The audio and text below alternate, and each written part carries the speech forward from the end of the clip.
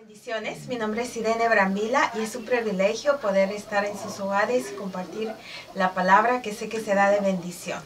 La fe viene por el oír y el oír la palabra de Dios, así que disfruten de este mensaje.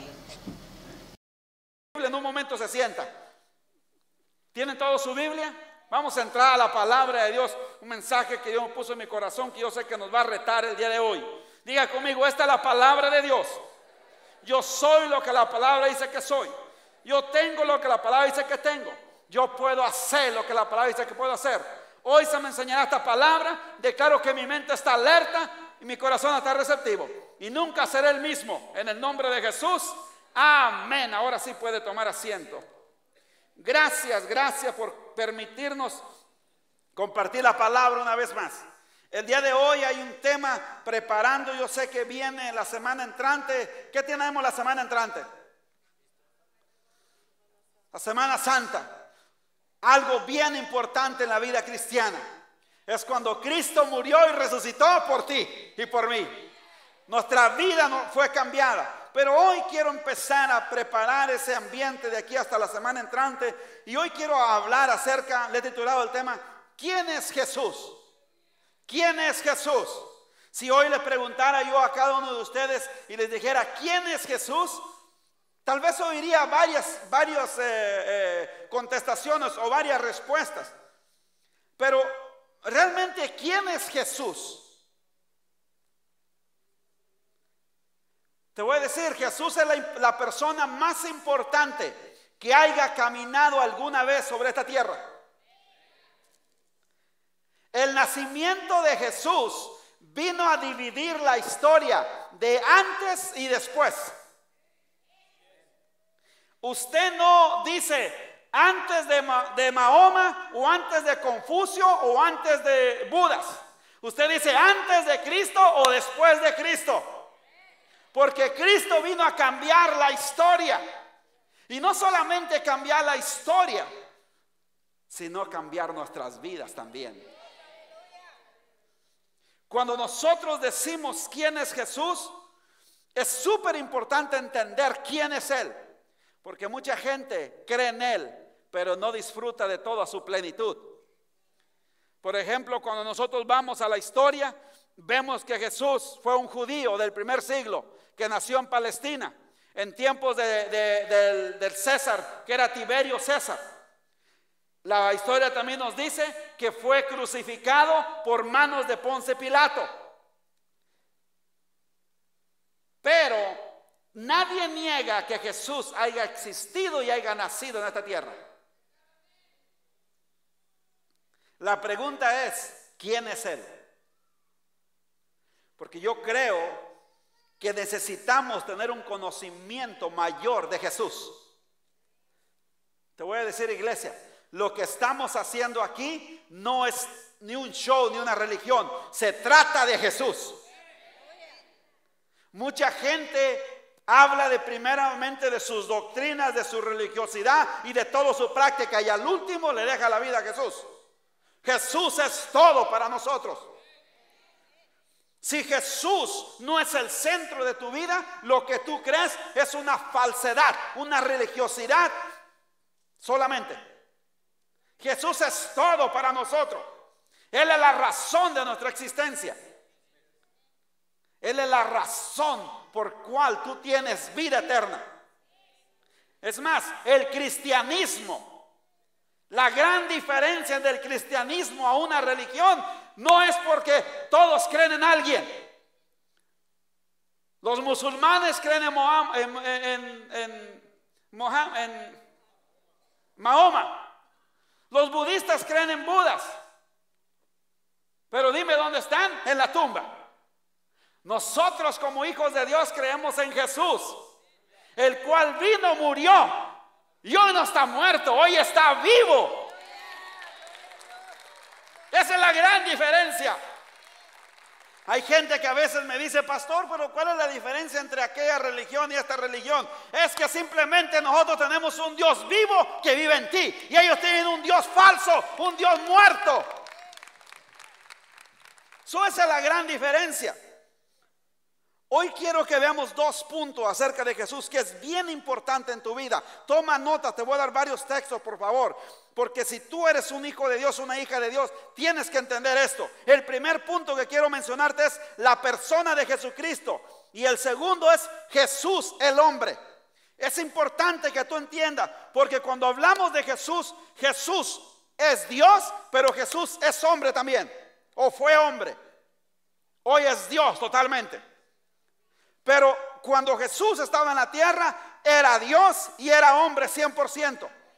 Nosotros necesitamos entender, primer punto, la persona de Jesucristo.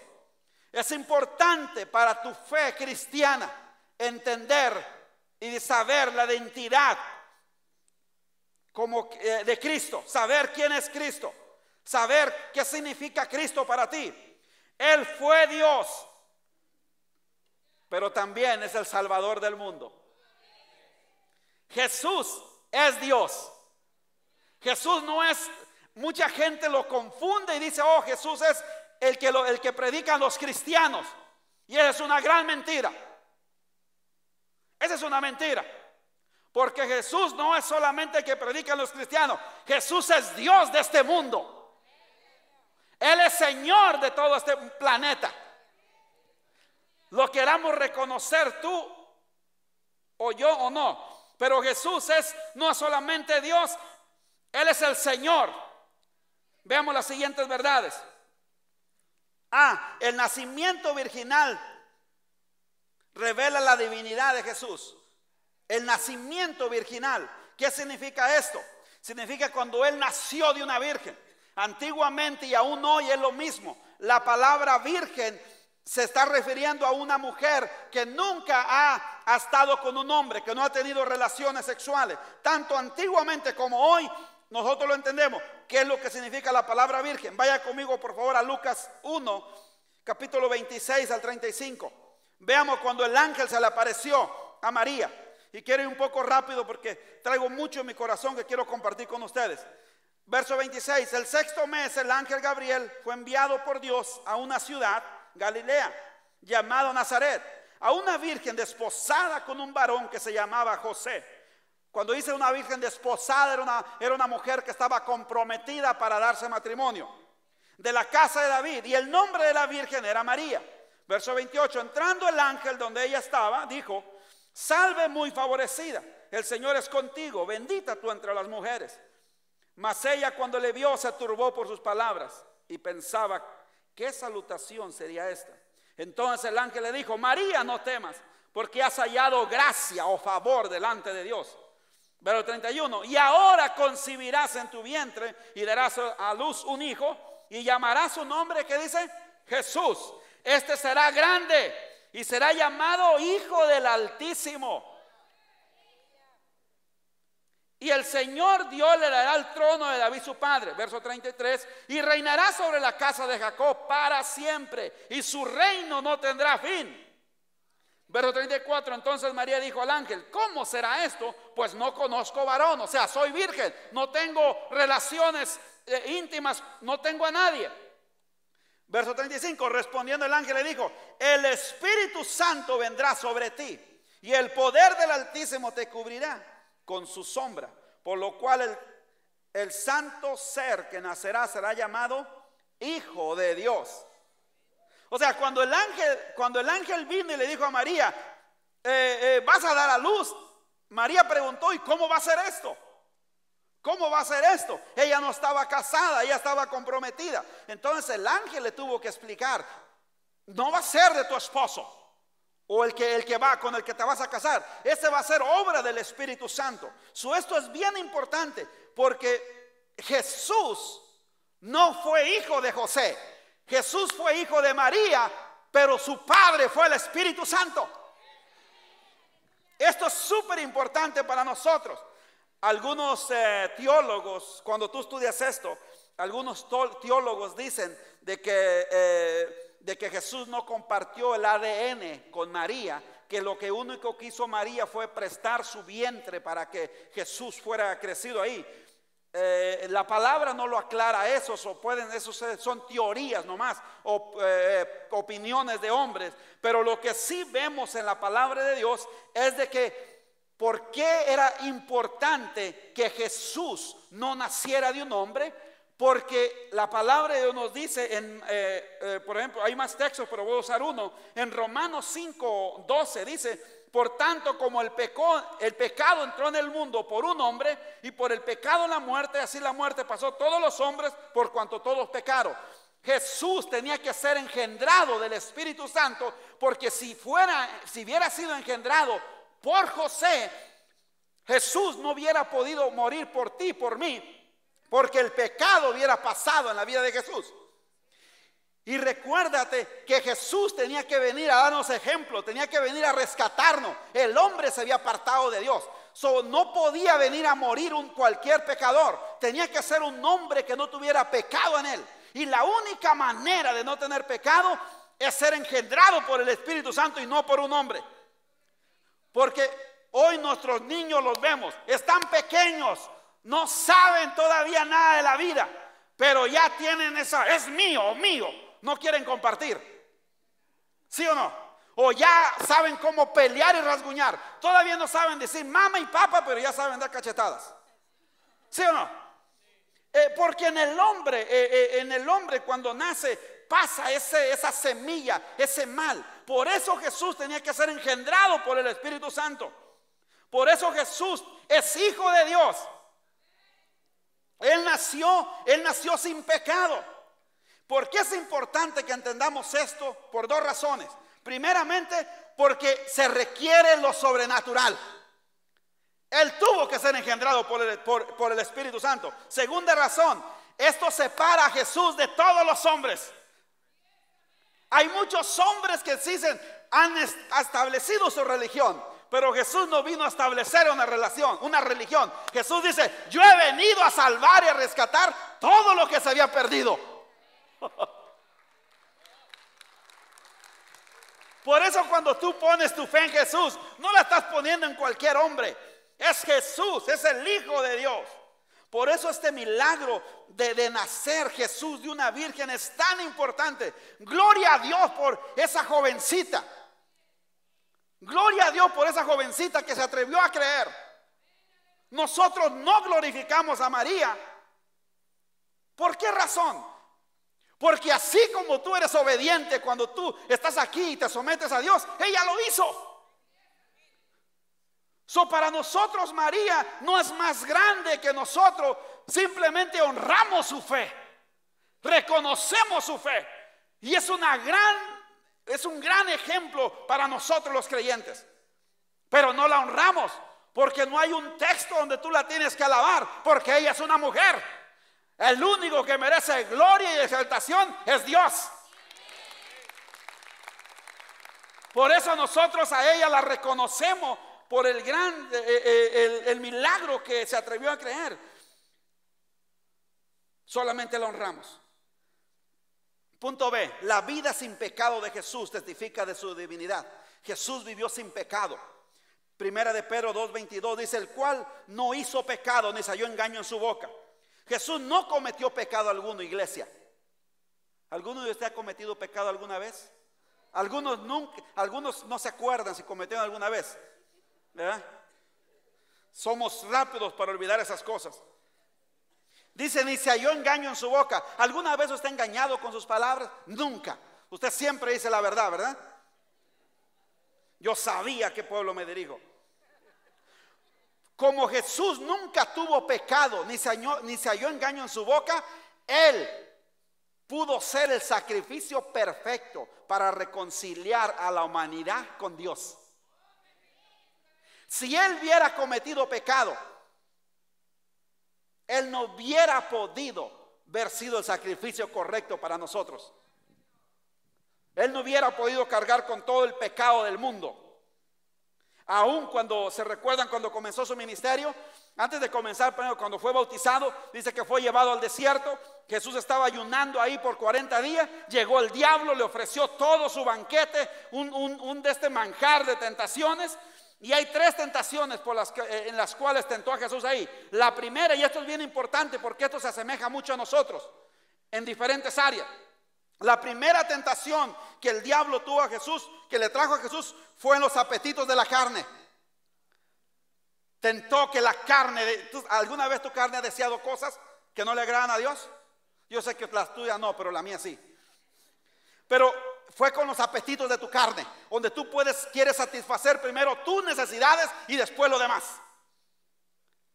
Hay mucha gente que dice primero yo y después mis parientes. Pero el diablo vino a tentar a Jesús en eso. La segunda tentación fue con la confianza en Dios. No necesitas a Dios, tú puedes hablarle, tú puedes hacer las cosas. Hay mucha gente hoy que dice yo soy bueno, yo no necesito a Dios. Jesús vino a morir. La semana pasada estaba hablando, fui a ver un sobrino mío que es hijo de mi hermana.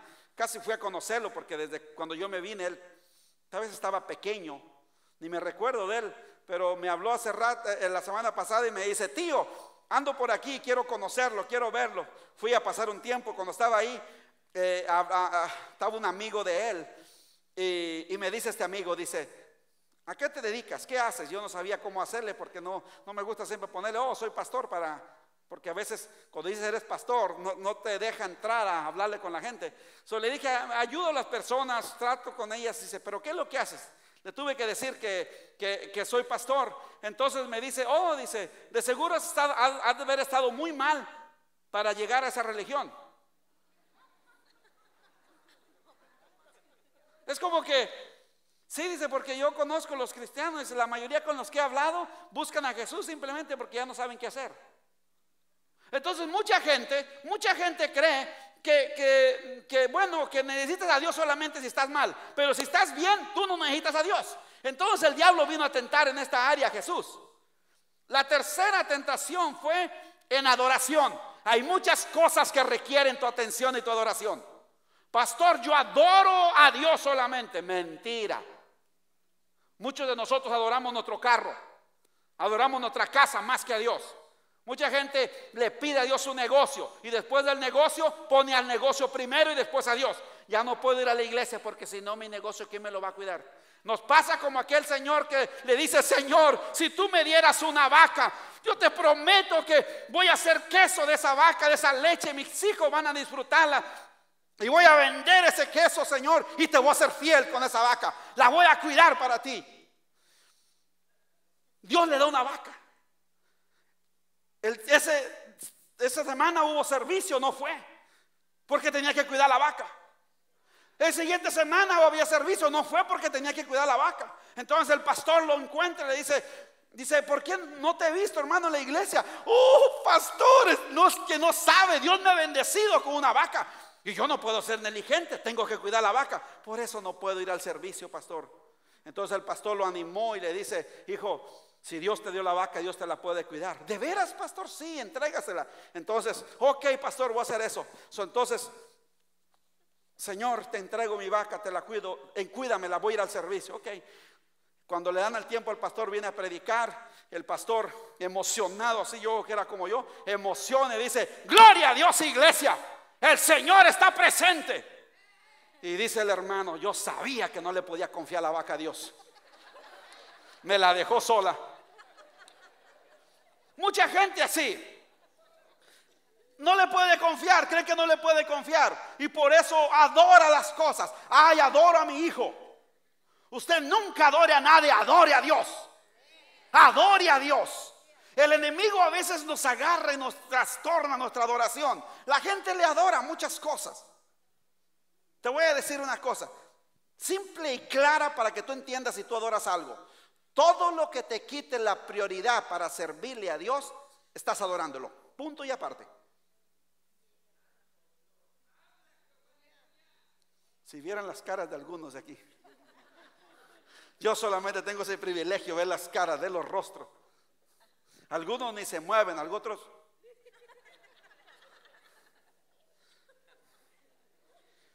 Todo lo que ocupa el que tú adores a Dios, el que tú le sirvas, es un ídolo tuyo.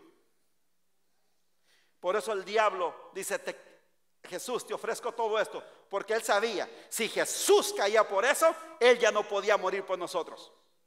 Pero gloria a Dios que él no lo hizo. Hebreos 4:15, porque no tenemos un sumo sacerdote que no pueda compadecerse de nuestras debilidades, sino uno que fue tentado en todo, según nuestra semejanza, pero sin pecado. Te voy a decir, iglesia, tú puedes acercarte a Jesús porque él te entiende. Él fue tentado en las mismas áreas que tú eres tentado. Ay, nadie me entiende. Esta vida cristiana es bien difícil. Es bien difícil, nadie me entiende. Tú no necesitas que yo te entienda. Si tú hablas con Dios, él te entiende. Lo que muchas veces buscamos no es que alguien nos entienda. Queremos compasión. Y que digan, pobrecito de él, pobrecito de ella. Dios entiende lo que tú estás pasando, iglesia. Por eso es importante que nosotros entendamos. Punto C. Jesús proclamó su divinidad o su deidad. Jesús proclamó que él era hijo de Dios. Juan 15, verso 17 al 18. Jesús le respondió, mi Padre hasta ahora trabaja y yo trabajo. O sea, el trabajo no es pecado. El trabajo no es pecado, iglesia. Mucha gente toma el trabajo como que si fuera pecado. Aún el trabajar aquí en la iglesia no es pecado. Alguno diga ouch. Ahí se tienen que decir ouch. Porque me voy a meter aquí en un área peligrosa. Porque no nos importa trabajar para un patrón injusto que muchas veces no nos pague por lo que merecemos. Pero cuando Dios te trae a un lugar y te dice, hijo, hay una oportunidad para servir, te la piensas.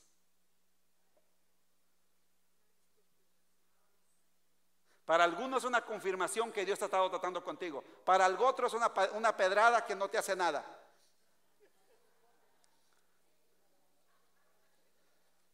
Porque hay personas que se acostumbran a oír que siempre hay una necesidad y dice, ay, se le está hablando a aquel.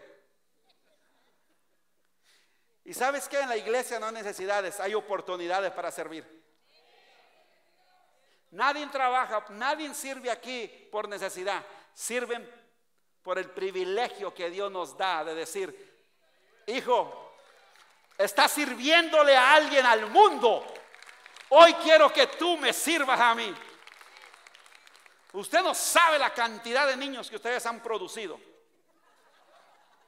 y la cantidad de niños que se juntan en aquel lugar y jovencitos que necesitan ser ministrados por lo menos una vez al mes. Es una gran bendición.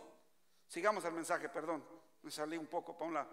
Verso 18, por esto los judíos aún más procuraban matarlo, porque no solo quebrantaba el día de reposo, sino que también decía que Dios era su propio Padre, haciéndose igual a Dios. Jesús reconocía que Dios era su Padre. Ningún hombre antes o después de Jesús ha dicho, Dios es mi Padre, hasta ahora que nosotros como hijos de Dios. Pero ningún hombre había reconocido antes eso. En Juan 10, verso 30 al 31 dice, yo y el Padre uno somos. Entonces los judíos volvieron a tomar piedras para apedrearle. A los judíos les encantaba traer piedras. Yo creo que ellos traían las bolsas de las mujeres llenas de piedras. Porque nomás había algo que no les gustaba y una pedrada. Con la piedra querían arreglar todo. Aún los discípulos en tiempo de Jesús, una semana, iglesia, escuche esto, una semana antes, faltaba una semana para que Jesús lo entregaran y lo crucificaran. Y sus 12 discípulos todavía no lo tenían, no entendían que él era hijo de Dios. Todavía no lo entendían. Una semana antes, en Juan 14, 9, mire, esto es una plática que estaban teniendo ahí. Y entre esa plática salió Felipe, dice, Jesús le dijo, tanto tiempo hace que estoy con vosotros y no me has conocido, Felipe. El que me ha visto a mí ha visto al Padre. ¿Cómo pues dices tú, muéstrame al Padre? O sea, ellos no entendían. Recuérdate, iglesia, que cuando Jesús vino, Él vino a representar al Padre, vino a conectarnos con el Padre. La gente era como, al ver a Jesús, era como ver al Padre. Traigo una serie que voy a hablar entrando el abril. Yo sé que va a revolucionar esta iglesia. Es acerca de esclavos a hijos. Voy a hablar por 6 semanas de eso, porque yo sé que nos va a revolucionar. Pero mucha gente no ha entendido al Padre y se relacionan con Dios como que si fuera un ser lejano. Para mí es lo más cerca. Lo más cerca. Esta gente, lo que Jesús quería que entendiera era que así como miraban a Jesús, era lo mismo que el Padre hacía. Lo que hacía Jesús, el Padre sana, sí, el Padre sana. ¿Quieres ver? Mira la vida de Jesús. El Padre ama, sí, mira la vida de Jesús amando a la gente. Entonces es lo mismo. Entonces nosotros tenemos que hacer lo mismo. Nadie, ninguno de esos dioses o que predica la gente a Mahoma, Confucio, Budas, que son los principales que usan, ni uno de ellos nunca dijo yo soy hijo de Dios. Es más, te voy a decir, en sus vidas no fueron reconocidos. Fue hasta después de su muerte que la gente agarró sus escritos. El Budas era un hombre frustrado, con mucha sabiduría, pero vivía en frustración. Fueron después de cientos de años que la gente agarró los escritos y le empezó a alabar. Ahora ya vimos la parte divina de Jesús. Veamos la parte humana, porque esto es importante. Jesús el hombre, la encarnación de Jesús, cuando Él vino a encarnarse en un cuerpo humano. ¿Qué significa esa encarnación? Que significa que el mismo Dios vino y tomó un cuerpo humano para poderse relacionar. Billy Graham una vez dio esta ilustración para poder entender. ¿Cómo tú crees que si un hombre viera una hormiga que va a caer en un pozo, tú crees que si tú le agarras a esa hormiga y le quieres hablar, tú crees que la hormiga te entendería? No. Pero si tú la quieres agarrar para salvarle la vida, la matarías, ¿sí o no? Porque es un animal tan insignificante. Bueno, lo mismo somos nosotros a la vista de Dios. Dios no podía venir como hombre, o más bien como Dios, porque nos mataba. El ser humano no aguanta la gloria de Dios, su santidad. Recuerda que nosotros somos pecadores. El Dios bajar con su gloria nos mataba a todos. Entonces Dios tenía que descender en un cuerpo humano para que nosotros pudiéramos entenderlo. Esto es súper importante. ¿Por qué es importante? Porque si Jesús no tomaba forma de un cuerpo humano, no podía morir por ti, por mí. Gloria a Dios que Él se despojó. Dice Filipenses 2 del verso 5 al 11. Dice que Él se despojó de todos sus privilegios. Él no valoró el ser igual a Dios. No se agarró, no se amarró de eso, por tal de venir, humillarse y morir por nosotros. Y termina el verso 9 y 10, dice: por tanto Dios lo exaltó por sobre todo.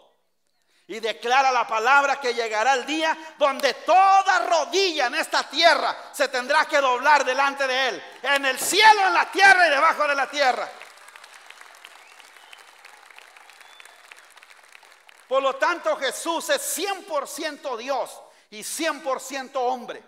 La parte de hombre es súper importante. ¿Por qué? Su nacimiento humano y su desarrollo. Jesús se desarrolló y creció como nosotros. Dios no se desarrolla y crece como nosotros. Él es Dios.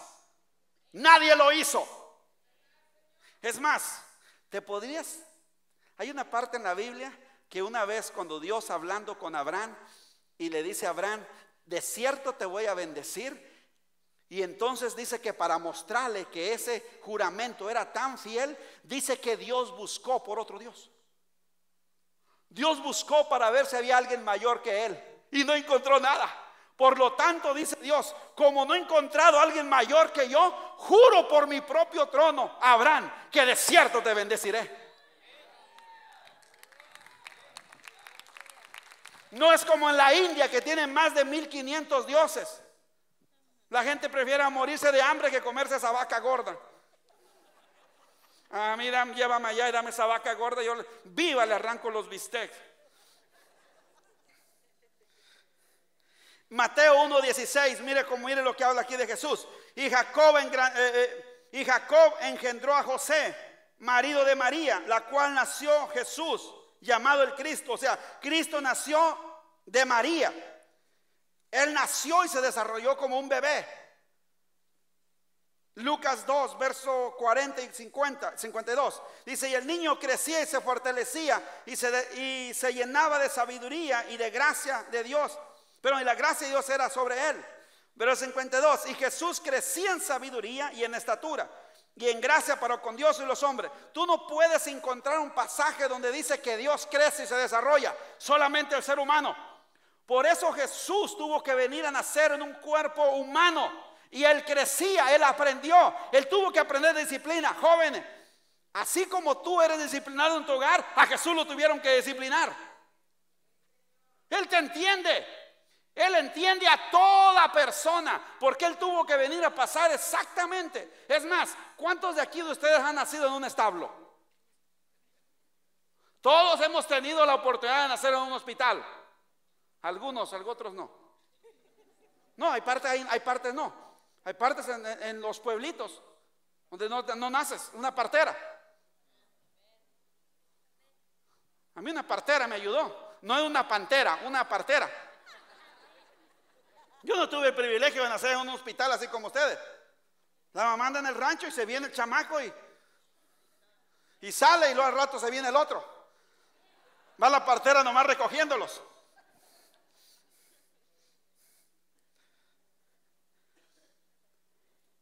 Pero Jesús, en la condición que nació, Él fue para enseñarnos la vida y que nosotros aprendiéramos. Punto B, su cuerpo humano y limitaciones. Jesús sufrió limitaciones. Él tuvo limitaciones. Él tuvo limitaciones. ¿Alguno de ustedes ha tenido alguna limitación? Muy poco, los otros no saben todavía de eso. Juan 4, Jesús fue cansado. Jesús se cansaba. Mira Juan 4, 6. Y estaba ahí el pozo de Jacob. Entonces Jesús, cansado del camino, se sentó junto al pozo. Era como la hora sexta. Jesús se cansó de caminar. ¿Por qué cree que está eso en la Biblia? ¿Por qué cree que Dios no escondió eso? Al final del libro de Juan, dice el apóstol Juan, que si se hubiera escrito todas las cosas que Jesús hizo, aún no alcanzarían todos los libros que existen para escribir. ¿Por qué Dios escogió poner estas cosas? De que el Hijo de Dios se cansara. Era para que tú y yo nos diéramos cuenta que Él te entiende en cualquier situación donde tú estás. La única manera cuando Jesús no te entiende es cuando tú no vienes a Él.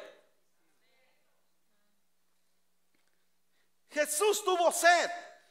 Juan 19, 28, después de esto, sabiendo Jesús que ya todo estaba consumado, dijo para que la escritura se cumpliera, tengo sed.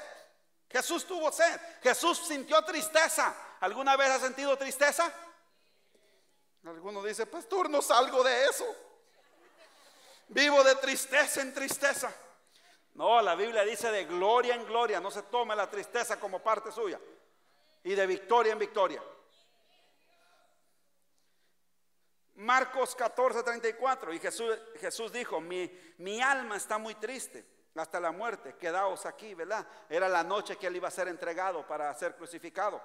Él tuvo tristeza. Ahora, iglesia, ¿por qué es importante que tú entiendas esto? ¿Por qué? ¿Por qué es importante que tú entiendas la humanidad de Cristo? Porque esto significa que Él te entiende. Jesús entiende cómo tú te sientas. Como tú te sientes. Jesús entiende tus luchas, tus frustraciones, tus temores. Entiende cuando las cosas no salen como tú quisieras y te sientes derrotado. Entiende cuando a veces quieres darte por vencido. Lo entiende. La religión ha venido a hacernos daño, a meternos la idea de un Dios frustrado, enojado con un palo. Que si tú le dices, Señor, estoy cansado, Él va a decir, ¿qué te pasa? Unos palazos para que tú te animes y arranques. Eso es la religión. Cuando tú estás cansado, quieres llorar, tú puedes ir a llorar a los brazos de Él. Tú no sabes las veces que yo he ido y los únicos brazos que he encontrado para llorar son los de Dios. Oh, son los mejores. Porque ¿sabe qué? Las veces que yo he llorado y le he contado como yo me siento, jamás sale de ahí y dice, uy, si supieran el pastor que ustedes tienen, vino y me lloró por esto y por esto. Y la gente buscando amigas, amigos, ay, dame tu brazo para llorar. Y después, ay, me decepcionó, le conté tal cosa y me frustró. Y ahora ya todo el mundo lo sabe. Yo por eso, yo voy y lloro con Dios. Y cuando yo no aguanto le digo, Señor, tú me pediste esto, así que tú lo tienes que arreglar. Él me entiende, Él me entiende. No andes llorando con otra gente. Es bueno que tengamos amistades, pero hay gente que parece vive vida de novelas, llorando con toda la gente. Y no te entiende la gente. Te haga una palmadita y dice, está bien, y ya te vas, dice, está pura llorando se la pasa. Ya sé que siempre que voy a recibir una llamada de esta persona, siempre es para llorar y quejarse. Y Dios nunca va a decir eso de ti. Hebreos, ya para cerrar, Hebreos 4, verso 14 y 15. Por tanto, teniendo un sumo sacerdote que traspasó los cielos, Jesús el Hijo de Dios, retengamos nuestra profesión. Porque no tenemos un sumo sacerdote que no pueda compadecerse de nuestras debilidades, sino uno que fue tentado en todo según nuestra semejanza, pero sin pecado. Si pueden ya para ir, pero sin pecado. Acerquémonos pues. Mire este verso 16, iglesia. Dios me revolucionó con este texto porque me ha cambiado mi manera de ver las cosas con Dios. Muchos cuando ven a Dios ven ven el reflejo de su papá o su mamá. Ah, ya cometiste otro error, venga para acá. Yo quiero que hoy tú veas el trono de Dios diferente. Verso 16 dice, acerquémonos pues confiadamente al trono de gracia. El trono de Dios es un trono de gracia y de favor. La palabra gracia es favor, para alcanzar misericordia y hallar gracia para el oportuno socorro. Te voy a decir, la religión te dice, ¿hiciste eso? Atente a las consecuencias. Nuestros padres, a mí me encantaba mi mamá, me encantaba usar la Biblia conmigo, mi mamá. Si me desobedeces, Dios te va a castigar, mi hijo. Y yo andaba así, trataba de andar recto. Un temor porque Dios viniera y me castigara.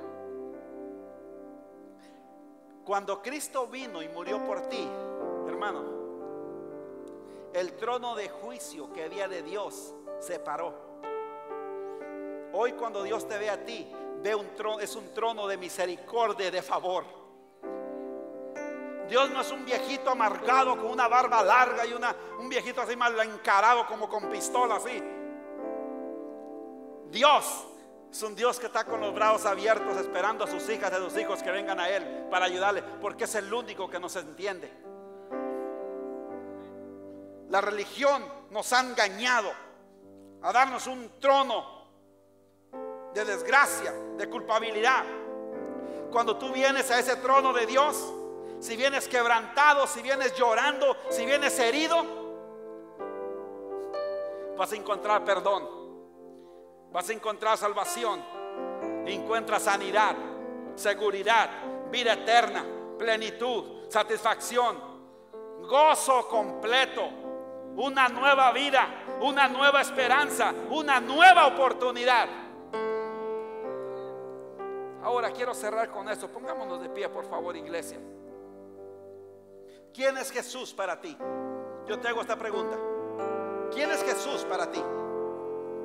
¿Quién es Jesús para ti? ¿Es el Hijo de Dios?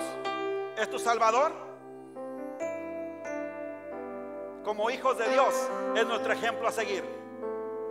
Pero para todas aquellas personas que nunca han rendido su vida a Jesús, ¿quién es Jesús para ti? ¿Es el Jesús de los cristianos? ¿Es el Jesús de la Biblia? Oh, si es eso nomás, es muy poco. Jesús es todo para mí, iglesia. Jesús es todo para mí.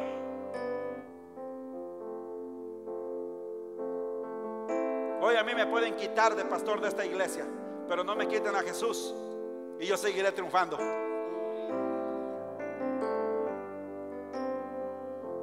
Porque no estoy apegado a nada, pero sí estoy apegado a Jesús. Y nosotros necesitamos entender eso, iglesia. Necesitamos a Jesús en nuestra vida. Antes de continuar, quiero dar la oportunidad ahí como están. Cierren los ojos todos, por favor. No quiero cerrar sin dar la oportunidad. Si hay alguna persona que está aquí o nos acompaña o ha estado viniendo, o tal vez tú ya tienes rato aquí o es primera vez, no importa. ¿Quién es Jesús para ti? Si tú no sabes quién eres, este día yo te lo quiero presentar como tu Salvador, como el que vino a rescatarte, a darte una nueva vida, una nueva oportunidad. Y si tú nunca has hecho esa oración de reconciliarte con Él, de aceptarlo como el Señor, quiero que me dé la oportunidad. ¿Habrá alguna persona jovencito o persona mayor o adulta, que me haga señas con su mano y diga: pastor, yo quiero que ore por mí? Yo quiero que Jesús sea más que solamente una religión. Quiero que sea mi Señor. Si usted nunca lo ha aceptado a Jesús como Señor y Salvador, ¿le gustaría hacerlo? O si usted lo hizo y se apartó y quiere reconciliarse Él con Él. No importa cuánto tiempo tienes de cristiano, si aún no has visto un cambio en tu vida, yo te recomiendo que hagas esa oración hoy. Estamos muy agradecidos que se hayan tomado el tiempo en poder escuchar la palabra de Dios. Soy el pastor Juan Brambila y es un honor cada vez que nosotros compartimos la palabra y que nos permiten a través de estos videos entrar a sus hogares y ser ministrados. La palabra de Dios promete cambiar y renovar nuestra mente y poder disfrutar esa vida que Dios tiene para nosotros. Si usted quiere más información acerca de la iglesia, de los servicios, usted puede encontrarla en este video. Estamos agradecidos por Dios con su vida y oramos que este año sea un año de bendición para usted y toda su familia. Nos vemos en el próximo video. Adiós.